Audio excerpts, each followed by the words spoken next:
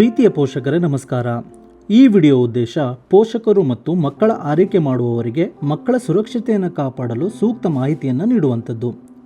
ಮಕ್ಕಳ ಸುರಕ್ಷತೆ ಅಂದರೆ ಅವರ ಸರ್ವತೋಮುಖ ಬೆಳವಣಿಗೆಗೆ ಅಗತ್ಯ ಇರುವಂತಹ ದೈಹಿಕ, ಭಾವನಾತ್ಮಕ ಮತ್ತು ಲೈಂಗಿಕ ಸುರಕ್ಷತೆ ಎಂದರ್ಥ. ಇದು 2 ಭಾಗಗಳ ವಿಡಿಯೋ ಸರಣಿ. ಮೊದಲನೆಯ ಭಾಗದಲ್ಲಿ ನಾವು ಹದಿಹರೆಯದವರೊಂದಿಗೆ ವೈಯಕ್ತಿಕ ಸುರಕ್ಷತೆಯ ನಿಯಮಗಳ ಮತ್ತು ಮಾರ್ಗದರ್ಶನದ ಜೊತೆಗೆ ಆನ್ಲೈನ್ ಸುರಕ್ಷತೆ ಮತ್ತು ಸುರಕ್ಷಿತ ವ್ಯಕ್ತಿಗಳ ಬಗ್ಗೆ ಚರ್ಚಿಸೋಣ. ಮೊದಲನೆಯದಾಗಿ, ಮಕ್ಕಳ ಸುರಕ್ಷತೆ ಮಕ್ಕಳ ಜವಾಬ್ದಾರಿ ಅಲ್ಲ, ಅದು ವಯಸ್ಕರ ಅಥವಾ ಸಮಾಜದ ಜವಾಬ್ದಾರಿ. ಹದಿಹರೆಯದವರು ಹೆಚ್ಚು ಸ್ವಾತಂತ್ರ್ಯ ಹೊಂದಿರುವ ಕಾರಣ ತಮ್ಮ ಸುರಕ್ಷತೆಯನ್ನು ಕಾಪಾಡಿಕೊಳ್ಳಲು ಮುಂದಾಗಬಹುದು. ಆದರೆ ದೊಡ್ಡವರಾಗಿ ನಾವು ಗೌರವಯುತ ಮತ್ತು ಸುರಕ್ಷಿತ ವಾತಾವರಣವನ್ನು ಸೃಷ್ಟಿಸುವುದು ನಮ್ಮ ಕರ್ತವ್ಯ. ಹದಿಹರೆಯದವರಲ್ಲಿ ಸುರಕ್ಷತೆಯ ಬಗ್ಗೆ ಭಯವನ್ನು ತುಂಬುವ ಬದಲು ಲೈಂಗಿಕ ಸುರಕ್ಷತೆಗಾಗಿ ಹೆಣ್ಣು ಮಕ್ಕಳು, ಗಂಡು ಮಕ್ಕಳು ಹಾಗೂ ಎಲ್ಲ ವರ್ಗದ ಮಕ್ಕಳಿಗೂ ವೈಯಕ್ತಿಕ ಸುರಕ್ಷತೆಯ ನಿಯಮಗಳ ಬಗ್ಗೆ ತಿಳಿಸುವುದು ಅಗತ್ಯವಾಗಿದೆ. ಏಕೆಂದರೆ ಸಂಶೋಧನೆಗಳ ಪ್ರಕಾರ ಹೆಣ್ಣು ಮಕ್ಕಳಷ್ಟೇ ಗಂಡು ಮಕ್ಕಳು ಸಹ ಲೈಂಗಿಕ ಕಿರುಕುಳಕ್ಕೆ ಬಲಿಯಾಗುತ್ತಿದ್ದಾರೆ. ಸುರಕ್ಷತೆಯ ಬಗ್ಗೆ ಸರಿಯಾದ ಮಾಹಿತಿ ನೀಡುವುದರಿಂದ ಅವರು ಅಪಾಯವನ್ನು ಗುರುತಿಸಿ ಅದನ್ನು ವರದಿ ಮಾಡಲು ಆತ್ಮವಿಶ್ವಾಸವನ್ನು ಹೊಂದುತ್ತಾರೆ. ನಾವು ದೇಹದ ಖಾಸಗಿ ಭಾಗಗಳ ಕುರಿತು ಮಾತನಾಡುವ ಮೂಲಕ, ಅದರಲ್ಲೂ ಬಾಯಿ ಸಹ ಸೇರಿದಂತೆ ಖಾಸಗಿ ಭಾಗಗಳಿಗೆ ಅಸಭ್ಯ ಪದಗಳನ್ನು ಬಳಸಿ ನಾಚಿಕೆ ಅಥವಾ ಅವಮಾನ ಉಂಟು ಮಾಡದೆ, ಅದರ ಬದಲಾಗಿ ಸರಿಯಾದ ಮತ್ತು ಗೌರವಯುತ ಪದಗಳನ್ನು ಬಳಸಿ ಮಾತನಾಡಬೇಕು. ನಮ್ಮ ದೇಹವು ಪ್ರಕೃತಿಯ ಸೃಷ್ಟಿ, ಅದರಲ್ಲಿ ನಮ್ಮ ಪಾತ್ರವಿಲ್ಲ. ಆದ್ದರಿಂದ ಯಾವುದೇ ಭಾಗದಲ್ಲಿ ಅವಮಾನ ಅಥವಾ ಹೆಮ್ಮೆ ಇರಬಾರದು. ನಾಚಿಕೆ ಅಥವಾ ಗೌರವವು ನಮ್ಮ ನಡವಳಿಕೆಯಲ್ಲಿರುತ್ತದೆ ಹೊರತಾಗಿ ನಮ್ಮ ದೇಹದ ಯಾವುದೇ ಭಾಗದಲ್ಲಿ ಅಲ್ಲ. ನಮ್ಮ ದೇಹದ ಪ್ರತಿಯೊಂದು ಭಾಗಕ್ಕೂ ಅದರ ಕಾರ್ಯಕ್ಕೂ ಜೊತೆಗೆ ಇತರರ ದೇಹಕ್ಕೂ ಗೌರವ ನೀಡುವುದು ಎಲ್ಲರಿಗೂ ಸುರಕ್ಷತೆಯನ್ನು ನೀಡುತ್ತದೆ. ನಾವು ವೈಯಕ್ತಿಕ ಸುರಕ್ಷತೆಯ 3 ನಿಯಮಗಳಾದ ಬಟ್ಟೆ ಧರಿಸುವ ನಿಯಮ, ಸ್ಪರ್ಶದ ನಿಯಮ ಮತ್ತು ಮಾತಿನ ನಿಯಮಗಳನ್ನು ದೈನಂದಿನ ಸಂಭಾಷಣೆಗಳಲ್ಲಿ ಚರ್ಚಿಸಬಹುದು. ಸುದ್ದಿ ವರದಿಗಳಲ್ಲಿ ಬರುವ ಘಟನೆಗಳನ್ನು ತೆಗೆದುಕೊಂಡು ಅಪಾಯಕಾರಿ ಪರಿಸ್ಥಿತಿಗಳನ್ನು ಮತ್ತು ಅವುಗಳಿಗೆ ಹೇಗೆ ಪ್ರತಿಕ್ರಿಯೆ ನೀಡಬೇಕೆಂದನ್ನು ಕೂಡ ಚರ್ಚಿಸಬಹುದು. ಮೊದಲಿಗೆ ಬಟ್ಟೆ ಧರಿಸುವ ನಿಯಮ. ನಮ್ಮ ದೇಹದ ಖಾಸಗಿ ಭಾಗಗಳನ್ನು ಬಟ್ಟೆಯಿಂದ ಮುಚ್ಚಿರುವುದು.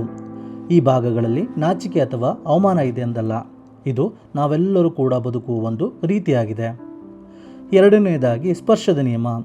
ನಾವು ನಮ್ಮ ಖಾಸಗಿ ಭಾಗಗಳನ್ನು ಇತರರ ಮುಂದೆ ಸ್ಪರ್ಶಿಸುವುದಿಲ್ಲ ಮತ್ತು ಇತರರು ನಮಗೆ ಮುಜುಗರ ಅಥವಾ ತೊಂದರೆ ಆಗುವ ರೀತಿಯಲ್ಲಿ ಸ್ಪರ್ಶಿಸಬಾರದು.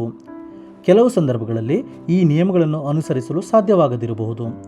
ನಮ್ಮ ದೇಹದ ಖಾಸಗಿ ಭಾಗದಲ್ಲಿ ಏನಾದರೂ ಗಾಯ ಅಥವಾ ಸೋಂಕು ಆದಾಗ ವೈದ್ಯರ ಸಹಾಯ ಬೇಕಾದಲ್ಲಿ ಅವರು ಈ ಭಾಗಗಳನ್ನು ಪರೀಕ್ಷಿಸಲು ಮುಟ್ಟಬಹುದು.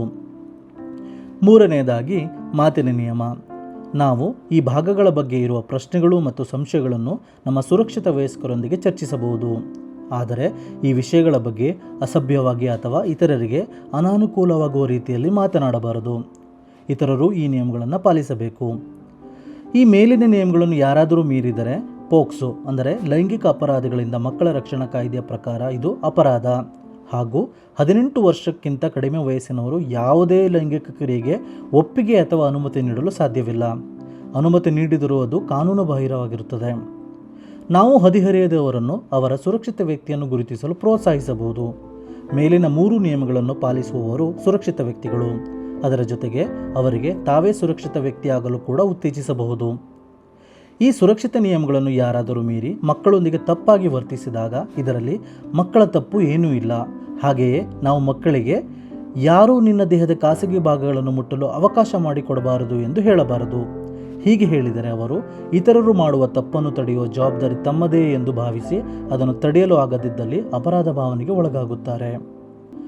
ಯಾರಾದರೂ ಅಸುರಕ್ಷಿತ ಅಥವಾ ಅಸಹಜವಾಗಿ ವರ್ತಿಸಿದರೆ ನಾವು ಬೇಡ, ಹೋಗಿ, ಹೇಳಿ ಎಂಬ ವೈಯಕ್ತಿಕ ಸುರಕ್ಷತಾ ನಿಯಮಗಳನ್ನು ಕಲಿಸಬಹುದು. ಇಲ್ಲ ಅಥವಾ ನಿಲ್ಲಿಸು ಎಂದು ಹೇಳುವುದು ಸರಿ. ಆ ವ್ಯಕ್ತಿಯಿಂದ ದೂರ ಹೋಗಿ ನಮ್ಮ ವಿಶ್ವಾಸಾರ್ಹ ಸುರಕ್ಷಿತ ವಯಸ್ಕರಿಗೆ ಹೇಳಬೇಕು. ಸಾಮಾನ್ಯವಾಗಿ ತುಂಬ ಜನರು ಸುರಕ್ಷಿತವಾಗಿ ವರ್ತಿಸುತ್ತಾರೆ, ಆದರೆ 97% ಪ್ರಕರಣಗಳಲ್ಲಿ ಲೈಂಗಿಕ ದೌರ್ಜನ್ಯ ಮಾಡುವವರು ಮಕ್ಕಳಿಗೆ ಪರಿಚಿತರೇ ಆಗಿದ್ದಾರೆ ಎನ್ನುವುದು ವಾಸ್ತವವಾಗಿದೆ. ದೌರ್ಜನ್ಯವು ಆನ್ಲೈನ್ನಲ್ಲಿಯೂ ಅಂದರೆ ಸಾಮಾಜಿಕ ಜಾಲತಾಣಗಳಲ್ಲಿ ಕೂಡ ಸಂಭವಿಸಬಹುದು. ಅಲ್ಲಿಯೂ ಕೂಡ ಬಟ್ಟೆ ಮತ್ತು ಮಾತಿನ ನಿಯಮಗಳು ಅನ್ವಯಿಸುತ್ತದೆ.